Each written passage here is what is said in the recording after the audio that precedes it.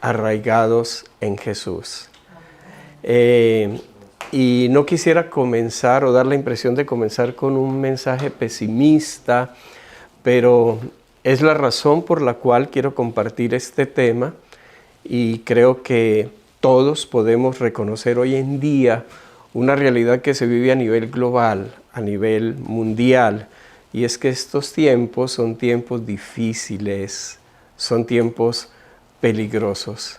Es una realidad tan palpable a todo nivel, a todo orden, y esta realidad fue advertida hace ya casi 2000 años por el apóstol Pablo. Inspirado por el Espíritu Santo, él escribió en su segunda carta a su fiel discípulo Timoteo lo siguiente. Segunda Timoteo, capítulo 3, verso 1, 2, nueva traducción viviente. Dice Timoteo: es bueno que sepas que en los últimos días habrá tiempos muy difíciles. Pues la gente solo tendrá amor por sí misma y por su dinero. Serán fanfarrones y orgullosos, se burlarán de Dios, serán desobedientes a sus padres, malagradecidos, no considerarán nada sagrado. Y sigue hablando del carácter de los hombres de estos últimos tiempos. Los últimos tiempos. Todos sabemos que hace 2000 años comenzó la era o dispensación que la Biblia llama los últimos días o los postreros tiempos. Cuando en Pentecostés el Espíritu Santo fue derramado sobre los discípulos, cumpliendo así la promesa del Padre, mucha gente estaba regocijándose cuando escuchaba a los discípulos hablarles acerca de las maravillas de Dios en su propio idioma. Pero otros tantos se burlaban, se reían y decían: estos están borrachos.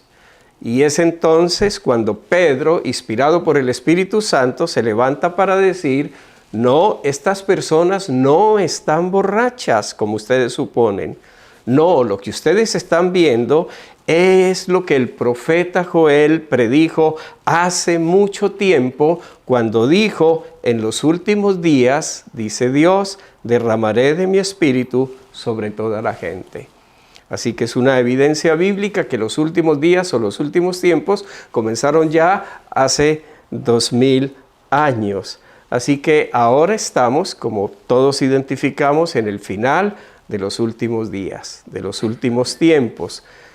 Y este último tiempo terminará con un evento glorioso que todos conocemos y anhelamos: la segunda venida de nuestro Señor Jesucristo. Pero es bien interesante que también la Escritura a través del apóstol Pablo nos muestra que antes de esta segunda venida del Señor Jesucristo habrá un incremento de la maldad. Segunda Tesalonicenses capítulo 2, verso 1 y 3, nueva traducción viviente de nuevo. Ahora, amados hermanos, aclaremos algunos aspectos sobre la venida de nuestro Señor Jesucristo y cómo seremos reunidos para encontrarnos con Él. No se dejen engañar por lo que dicen, pues aquel día no vendrá hasta que haya una gran rebelión contra Dios, lo que otras versiones traducen como la gran apostasía, y se dé a conocer el hombre de anarquía, aquel que trae destrucción. Cuando el Señor Jesucristo habló de las señales del fin de este tiempo, Él dijo que abundaría, en Mateo 24:12, que abundaría el pecado por todas partes y que el amor de muchos se enfriaría o se enfriará. Y en la famosa parábola del juez injusto, cuando el Señor Jesucristo mismo nos anima a orar sin desmayar a fin de que Dios haga justicia, Él dijo lo siguiente: les digo, Él pronto les hará justicia, hablando de Dios como Dios justo. Pero cuando el Hijo del Hombre regrese, ¿a cuántas personas con fe encontrará en la tierra? Así que dos cosas importantes en este final de los tiempos: la posibilidad de que el amor se enfríe y que la fe escasee. Pero hay algo bien interesante, y aquí es donde Tenemos que dejar de mirar este panorama sombrío, no podemos desconocerlo, es la realidad para el mundo, pero no la realidad para la iglesia. Isaías capítulo 60, verso 1 y 2. Esta vez la Nueva Biblia Viva. Levántense, moradores de Jerusalén, resplandezca la luz de Sión para que la vean todas las naciones, porque de ustedes fluye la gloria del Señor.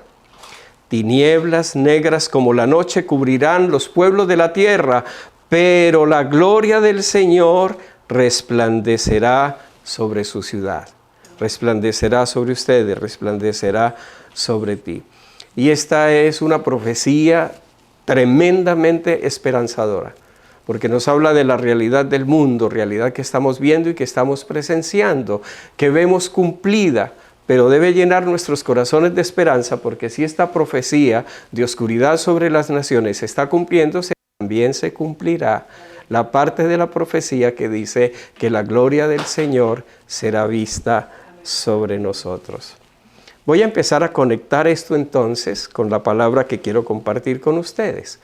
La mayor manifestación de la gloria de Dios en toda la creación es la persona del Señor Jesucristo, nuestro Señor Jesucristo mismo. Toda la creación, los cielos, cuentan la gloria de Dios, pero la mayor manifestación de la gloria de Dios fue vista en la persona del Señor Jesucristo. Evangelio de San Juan, capítulo 1, verso 14, Reina Valera del 60. Y aquel Verbo, hablando del Señor Jesucristo, fue hecho carne y habitó entre nosotros y vimos su gloria.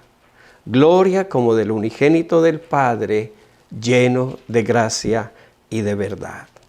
Así que entonces, la manifestación de la gloria de Dios en la iglesia es la manifestación del Señor Jesucristo en la iglesia, es la manifestación del Señor Jesucristo en el creyente, es la manifestación de su carácter en nosotros los creyentes. Y es así entonces, la iglesia podrá manifestar la gloria de Dios.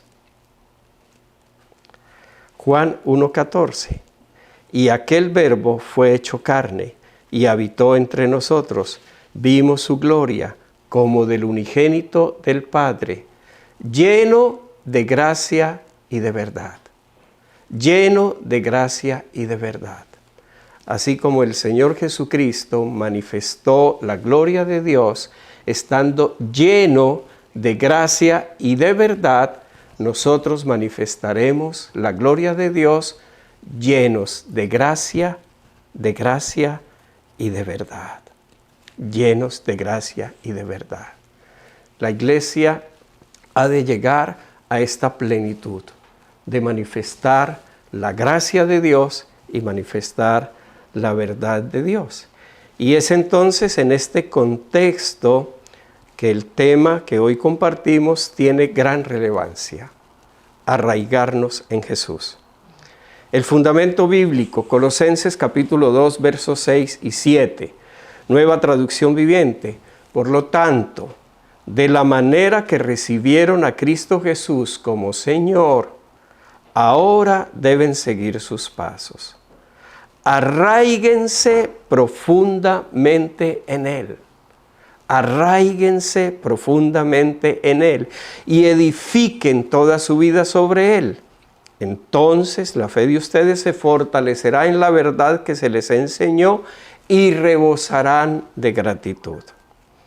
Claramente vemos aquí entonces en esta escritura que la verdad se fortalece, que la fe en la verdad, se fortalece cuando nos arraigamos profundamente en Jesús.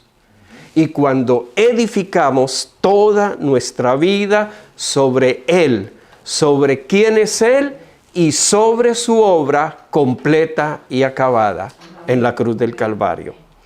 Cuando nos arraigamos en Él y edificamos toda nuestra vida sobre Él, entonces la gloria de Dios será vista en nosotros, estaremos llenos de gracia y de verdad como Él. Y las naciones querrán venir a esta luz. Hay una observación que el Espíritu Santo inspiró al apóstol Pablo a hacer y que yo creo que es válida para nuestro tiempo. Y es que el apóstol Pablo expresó un temor en su corazón cuando escribió a los Corintios. En la segunda a los Corintios, capítulo 11, verso 3. Segunda a los Corintios 11:3. Nueva traducción viviente. Él dice, pero me temo que de alguna manera su pura y completa devoción a Cristo se corrompa, tal como Eva fue engañada por la astucia de la serpiente. ¡Wow!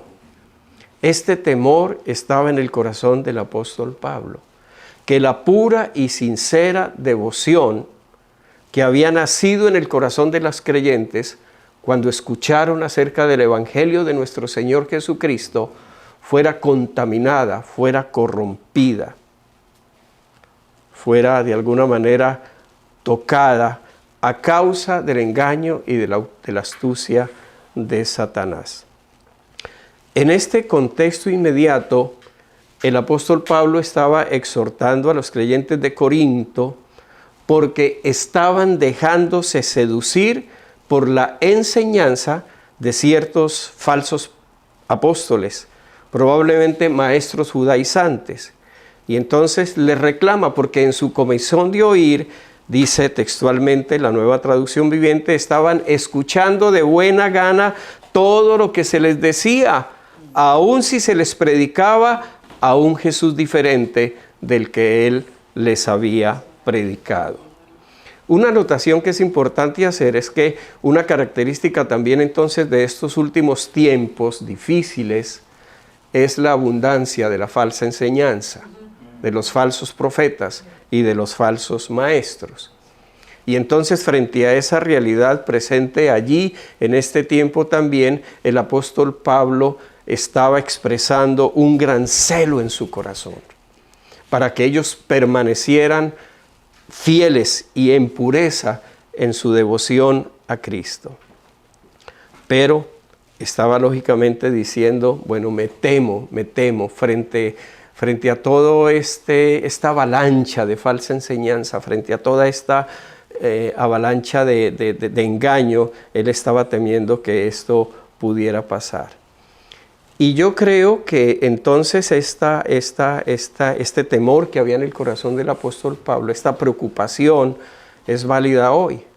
Porque yo creo que en el cristianismo de hoy la pura y sincera devoción a Cristo se ha contaminado de muchas maneras. Por mencionar solamente algunas cosas que ustedes conocen, la teología de la prosperidad, el activismo religioso, el viejo judaísmo reencauchado hoy en día en lo que se conoce como el movimiento de las raíces hebreas y diferentes movimientos doctrinales cuyos énfasis desmedido han hecho que nuestro Señor Jesucristo deje de ser el centro, que deje de ser la piedra angular. Así que entonces necesitamos entender que la vida cristiana es mucho más que un nuevo conocimiento, es mucho más que inclusive un cambio de vida. Escuchen esto, por favor. La vida cristiana es Cristo mismo. La vida cristiana es Cristo mismo. Y cuando nos desviamos de Cristo como nuestra vida, así sea un ápice, de manera natural comenzamos a sustituirlo por otras cosas, como las que mencionaba. Cristo es nuestra vida. Cristo es nuestra vida. Por eso la exhortación del apóstol Pablo, inspirado por el Espíritu Santo en este texto que hemos leído, tiene vigencia absoluta. En todos los tiempos el Espíritu Santo nos llama a arraigarnos en Jesús y a mantener nuestras vidas edificadas en Él.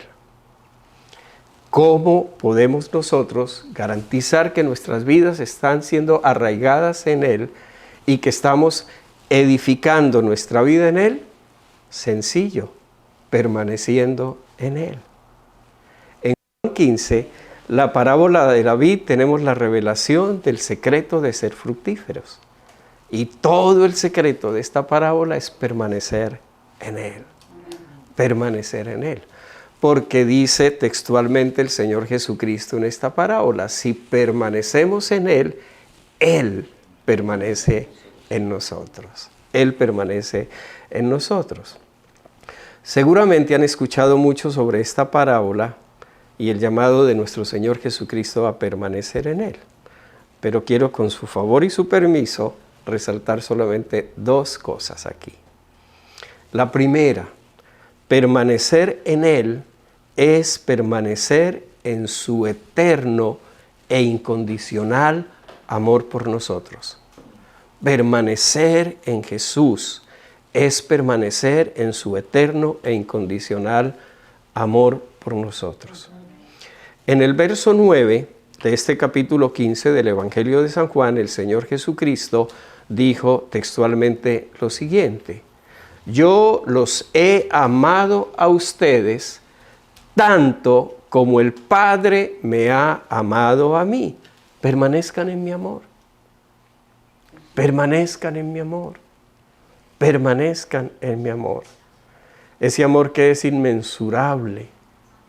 El Señor Jesucristo mismo en su conversación con Nicodemo lo expresó diciendo: de tal manera amó Dios al mundo que nos dio a su Hijo. Y de tal manera nos amó Jesús que dio su vida en sacrificio con nosotros.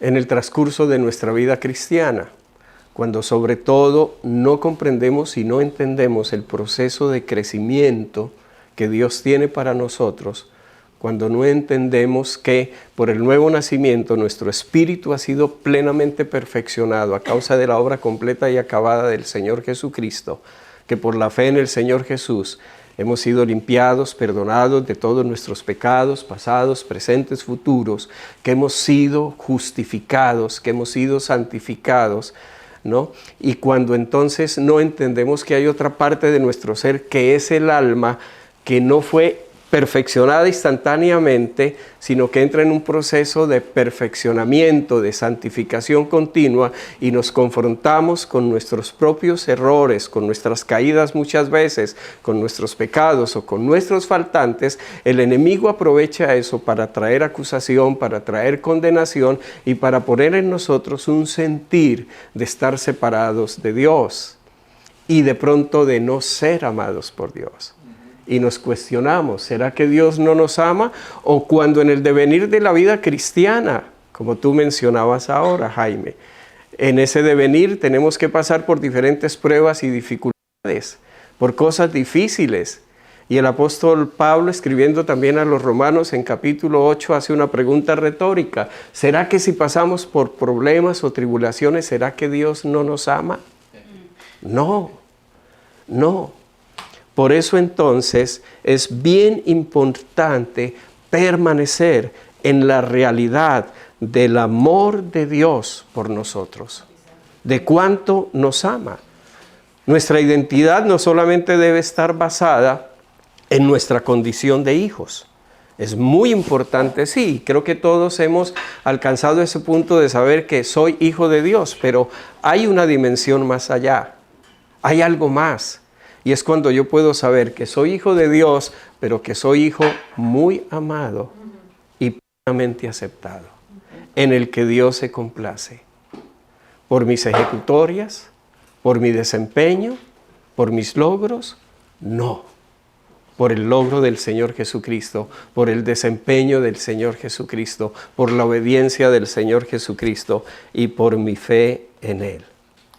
La queja del Señor Jesús con la iglesia de Éfeso por haber dejado su primer amor, creo, tiene su origen en el que ellos dejaron de permanecer en el amor de Dios. ¿Por qué lo digo? Porque el apóstol Juan también en su primera carta nos dice que el verdadero amor consiste no en que nosotros hayamos amado a Dios, sino en que Él nos amó primero. Si yo dejo mi amor por Dios, es porque en algún punto yo me desconecté de la realidad y de la verdad del amor de Dios por mí. Hay por lo menos 3 resultados poderosos de creer y confiar en el incondicional amor de Dios por cada uno de nosotros. Primero, entonces, mi amor por Dios y por los demás, incluyendo el cónyuge y la suegra, crecen. Crecen realmente, crecen de una manera significativa. Alguna vez en nuestras dificultades matrimoniales, cuando yo me veía realmente con actitudes y comportamientos donde mi amor por Emperita era puesta en duda, yo le decía, Señor, y el Señor me dijo, ámala con mi amor, ¿no? Como dice la Escritura en Efesios, que debemos amarla de la misma manera que el Señor Jesús amó a la iglesia. Y yo decía, pero ¿cómo lo hago? Y realmente solamente fue posible empezar de alguna manera, ¿no?, a crecer en amarte amor como el Señor Jesús ama a la iglesia, cuando realmente pude también hacer el ejercicio de experimentar cuánto Dios me ama a mí. En la medida en que crecí en la experiencia y en la comprensión del amor de Dios por mí, yo realmente pude amar. Primera de Juan 4:7, queridos amigos, nos amando, el amor viene de Dios. Y 4:19, nos amamos unos a otros, escuche bien, porque Él nos amó primero. Entonces, beneficio, primera gran implicación de permanecer, el amor incondicional de Dios. Crecemos en nuestro amor por Dios y por el prójimo. La segunda implicación, esta es bien tremenda, dejamos de manera natural el amor por el mundo y las cosas del mundo. No es tema de un asunto de disciplina, de que yo me esfuerzo, de que me propongo, sino es un fluir natural. Primera de Juan 2:15 también, nueva traducción viviente. Escuchen, como lo dice esta versión, no amen a este mundo ni las cosas que el mundo les ofrece. Ese es el mandamiento, esa es la propuesta. Ahora dice, porque cuando aman al mundo, no tienen el amor del Padre en ustedes. Cuando aman el mundo, no tienen el amor del Padre en ustedes. No es que yo no ame a Dios, es que no tengo el amor de Dios en mí. No he experimentado plenamente el amor de Dios en mí. Otra vez, porque cuando yo experimento plenamente el amor de Dios en mí, voy a crecer en mi amor por Dios. Y la última, que ustedes la conocen muy bien, el vivir en la constante experiencia del incondicional amor de Dios por nosotros nos libra de todo temor, porque el perfecto amor es el que tiene el poder de echar fuera el temor. ¿Y cuál es ese perfecto amor? No es mi amor por Dios, es el amor de Dios por mí. Es el amor de Dios por mí. Así que creo que hoy el Señor nos hace un llamado a todos y cada uno de nosotros aquí. Ser como el discípulo a quien Jesús amaba. ¿Cuál era ese discípulo? Juan. ¿Cuántos han deseado alguna vez ser como Juan? Ser llamados el discípulo a quien Jesús amaba. ¿Saben? Es posible cuando conocemos el secreto de Juan. ¿Y cuál es el secreto de Juan? Aquí está. ¿Cuántas veces la Escritura menciona a Juan como el discípulo amado de Jesús? 5 veces. Exactamente 5 veces la Escritura menciona que Juan era el discípulo amado de Jesús. ¿En qué libro del Nuevo Testamento están esas afirmaciones? En el Evangelio de Juan. Ni Mateo, ni Marcos, ni Lucas dijeron que Juan era el discípulo amado de Jesús. Él lo dijo. ¿Qué significa? Primera de Juan 4:16a, nueva traducción viviente. Nosotros sabemos cuánto nos ama Dios y hemos puesto nuestra confianza en su amor. La Reina Valera traduce, nosotros hemos conocido y creído el amor que Dios tiene para nosotros. Muchas veces sabemos que Dios nos ama, pero nos cuesta trabajo, como tú estabas compartiendo, confiar en su amor y creer que Él me ama. creer que Él me ama. Cuando lo creemos podemos más o menos decir lo mismo que Juan. En esta celebración, entre tantos, estaban reunidos Jaimito, Martica, Susanita, Emperatriz, el pastor Jacinto, Mario Jacinto, mi tocayo Carlos, Estelita, su esposa, y el discípulo amado de Jesús. Ah, mis amados. La segunda implicación, permanecer en Él es permanecer en sus palabras. Juan 15:7, si ustedes permanecen en mí, mis palabras permanecen en ustedes, pueden pedir lo que quieran y les será concedido. Juan 15:7. La verdad que tiene el poder de hacernos verdaderamente libres es la verdad de su palabra, de su palabra. Juan 8:31 y 32, verso muy conocido por todos nosotros, en Reina Valera del 60. Dijo entonces Jesús a los judíos que habían creído en Él: si vosotros permanecéis en mi palabra, seréis verdaderamente mis discípulos y conoceréis la verdad, y la verdad os hará libres. La verdad de su palabra es la verdad del mensaje de la gracia de Dios, del favor inmerecido de Dios en Jesucristo. La verdad de la palabra de Jesús, la verdad a la que Jesús se refiere, la verdad que nos hace libres, es la verdad de la gracia de Dios, manifestada en Jesucristo y en su obra completa y acabada. Otra vez San Juan 1:14, 16, 17, Reina Valera del 60. Y aquel verbo fue hecho carne, y habitó entre nosotros, y vimos su gloria, gloria como del unigénito del Padre, lleno de gracia y de verdad, porque de su plenitud tomamos todos, y gracia sobre gracia. Lo vimos lleno de gracia y de verdad, y el apóstol dice, y de esa plenitud de gracia y verdad, nosotros tomamos todos, gracia sobre gracia. Y escuchen esto, el verso 17, pues la ley por medio de Moisés fue dada, pero la gracia y la verdad vinieron por medio de Jesucristo. La gracia y la verdad vinieron por medio de Jesucristo. Aquí hay claramente dos ecuaciones. La ley dada por medio de Moisés, pero la gracia y la verdad por medio de Jesucristo. Vinieron por medio de Él. Y aquí hay muchas implicaciones interesantes, pero el tiempo se está yendo. ¿Cuánto falta, Pastor Mario? ¿Están seguros? Bueno, nuestro interés por el estudio de las Escrituras es vano cuando lo limitamos al mero conocimiento, lo dijo el apóstol Pablo, ¿no? El conocimiento envanece. Y el solo conocimiento de la Biblia o de la palabra por sí solo no cambia la condición del hombre. Pero cuando encontramos al Señor Jesús revelado en las Escrituras, hallamos salvación, vida eterna, hallamos consuelo. Porque las Escrituras apuntan a Jesús. La Escritura apunta a Jesús. Él lo dijo. Juan 5:39 le dijo a los fariseos, le dijo a los maestros de la ley de Moisés: ustedes estudian las Escrituras a fondo porque piensan que ellas les dan la vida eterna, pero las Escrituras me señalan a mí. Las Escrituras me apuntan a mí. Toda la Escritura apunta a Jesús, desde el Génesis hasta el Apocalipsis. Es triste cuando nos convertimos en expertos en las Escrituras, pero no vemos a Jesús, pero no lo podemos ver a Él. Fue lo que le pasó a los fariseos, a los maestros de la ley.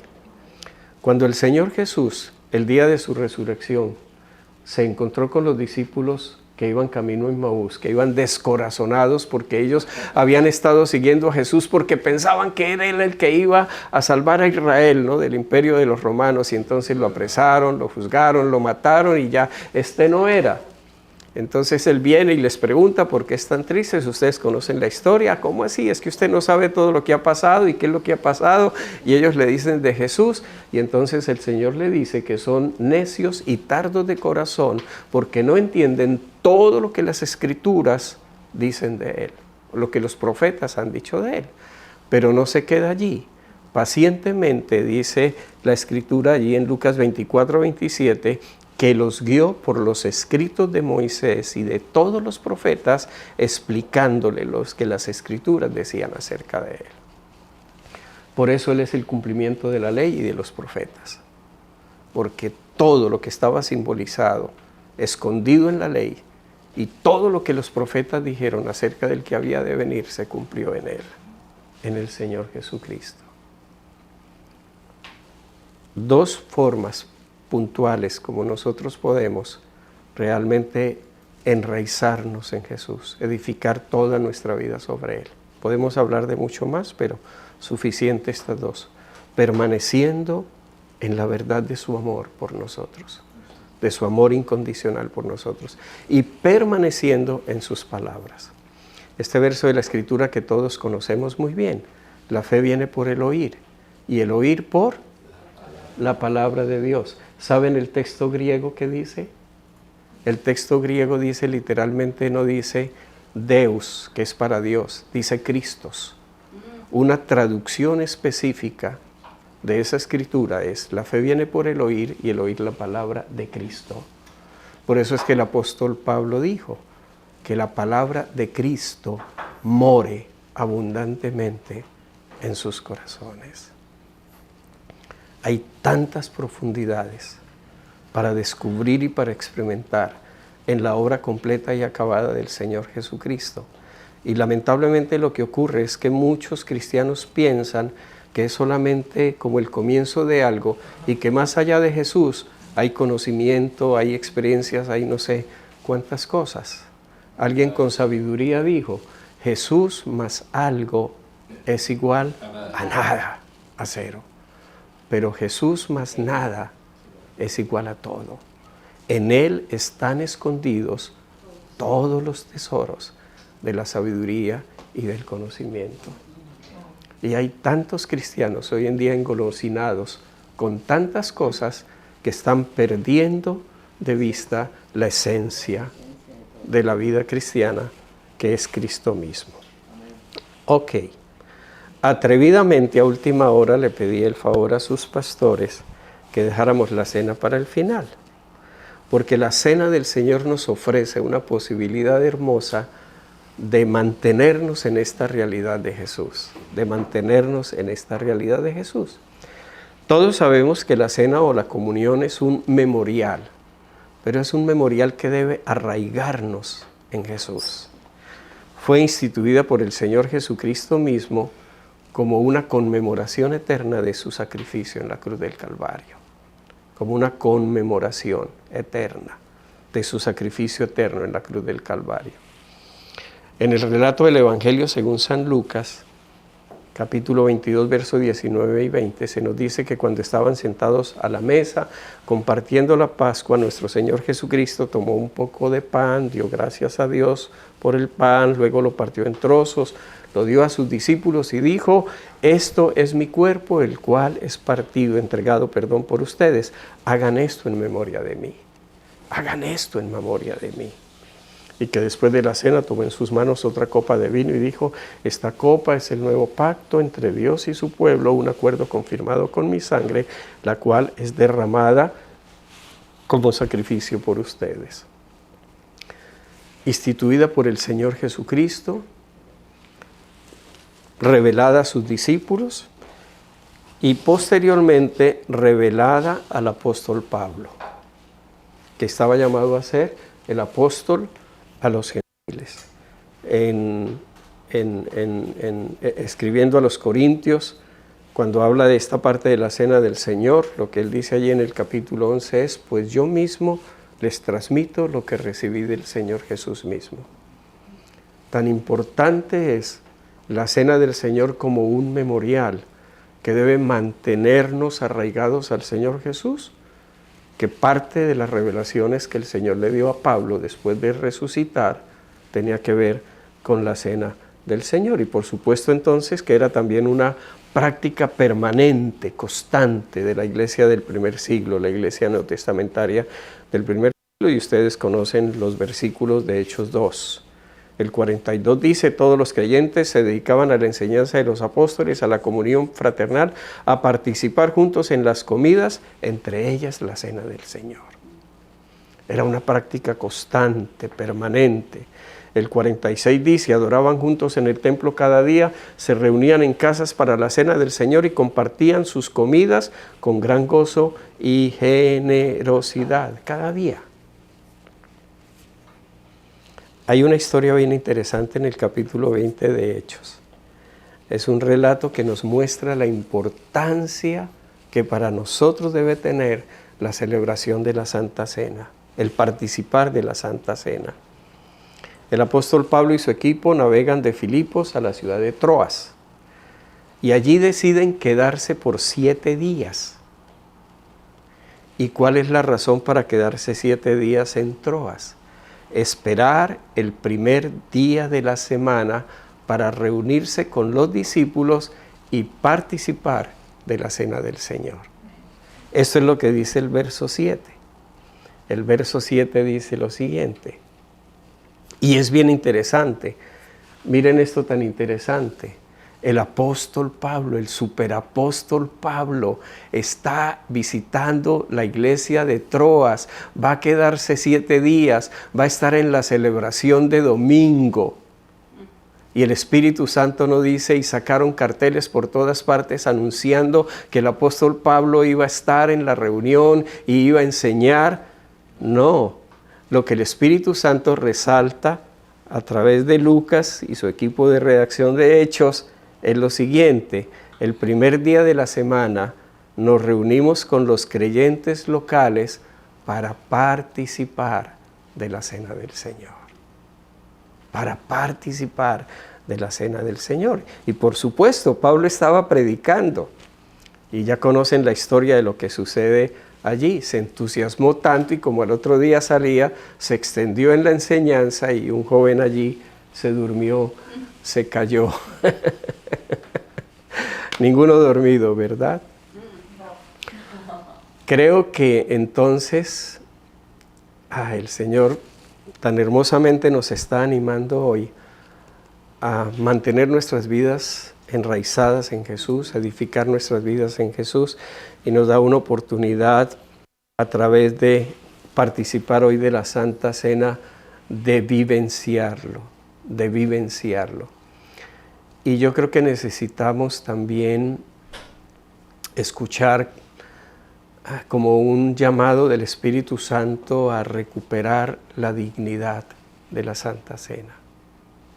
Porque la verdad es que nuestra experiencia de iglesia, por lo menos me pasó a mí muchas veces, lo olvidábamos. Porque lo hacemos, bueno, cada no sé cuántos domingos, la mayoría el primer domingo de cada mes. Pero a veces hay una actividad, a veces otra, y entonces la cena la dejamos para después, para otro domingo. O a veces tenemos tantas cosas en la reunión que la cena es solamente como una partecita de la agenda y que muchas veces terminamos haciendo a las carreras, porque le hemos dedicado mucho más tiempo a otros puntos de la reunión. Cuando el apóstol Pablo exhortó a los creyentes en Corintios acerca de la manera incorrecta como ellos estaban tomando la Santa Cena, los corrigió porque se estaban adelantando. Los que llegaban primero comían, no dejaban a los demás y aún unos se embriagaban y se emborrachaban. Entonces habían perdido el sentido de la Santa Cena, habían perdido lo que eso significaba. Por eso él les dice, esto que ustedes hacen no es comer la cena del Señor. Esto no es participar de la cena del Señor. Y claro, entre nosotros no va a pasar algo así, pero sí tenemos el riesgo de que la Santa Cena entre nosotros se convierta en algo rutinario. Y no debe serlo, no debe serlo, porque es la oportunidad de reencontrarnos otra vez con la persona del Señor Jesucristo y su obra completa y acabada, su vida entregada en la cruz, su sangre derramada. Un texto muy conocido en Corintios que muchas veces se ha malinterpretado. Dice: el que come y bebe indignamente, sin discernir el cuerpo del Señor, juicio come y bebe para ti. La indignidad viene no como muchas veces se nos enseñó, es que si usted está en pecado, usted no puede tomar la cena del Señor. No, Si la cena del Señor es un recordatorio de la sangre que se derrama para la limpieza y el perdón de los pecados, entonces, ¿cómo es la historia ahí? Pero la indignidad era porque ellos no estaban discerniendo el cuerpo del Señor Jesucristo en el pan que comían, ni la limpieza y el perdón de los pecados en la sangre, en la copa de vino que tomaban, que representaba la sangre. Mire cómo lo traduce este texto en palabra de Dios para todos. Entonces, si alguien come el pan y bebe de la copa del Señor de una manera que no va de acuerdo con su verdadero significado, está cometiendo un pecado contra el cuerpo y la sangre del Señor Jesús. Así que, mis amados, que no nos suceda a nosotros, que no nos acostumbremos tanto a la cena que se convierta en algo rutinario, porque al hacerlo realmente terminamos menospreciando al Señor, menospreciando su obra en la cruz, como le pasó al pueblo de Israel con el maná, ¿recuerdan? Que llegaron a cansarse de él y a menospreciarlo, Durante muchos años, cientos de años, el pueblo de Israel comió literalmente el cordero, que era símbolo de la persona del Señor Jesucristo. Hoy nosotros comemos simbólicamente la realidad del sacrificio, la persona del Señor Jesucristo, el sacrificio verdadero. Y termino con esto para que entonces podamos participar de la cena hoy. Hebreos 10, 19 al 20, Nueva Biblia Viva. Por eso, amados hermanos, gracias a la sangre de Jesucristo, podemos entrar libremente en el lugar santísimo. Jesús nos ha abierto un camino nuevo y vivo a través de la cortina, es decir, a través de su cuerpo. Y algo muy interesante, la palabra en el griego original traducida aquí como camino nuevo es la palabra prósfatos y significa recientemente sacrificado. Recientemente sacrificado. Entonces, aun cuando en lo natural el sacrificio de nuestro Señor Jesucristo fue un hecho histórico cumplido de hace 2000 años, en la eternidad de Dios es un hecho vigente, presente. No corresponde a un pasado, sino a un eterno presente. Y por ello, cuando participemos hoy de la Santa Cena, no solo recordemos un evento, algo que sucedió, participemos de un sacrificio, de su sacrificio, como si estuviera sucediendo en este mismo instante, como si estuviera sucediendo ahora. Al participar hoy del pan y de la copa podemos mirar y percibir delante de nosotros hoy al Señor Jesucristo mismo y su obra en la cruz.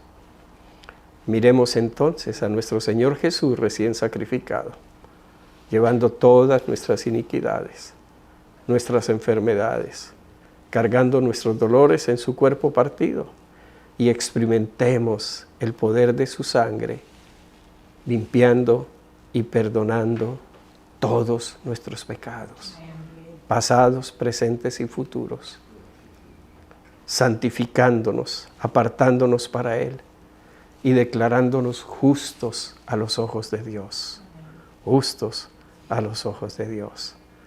Al participar de la Santa Comunión hoy, experimentemos su eterno e incondicional amor por todos y cada uno de nosotros y por todos y cada uno de los que están allí conectados viendo esta transmisión.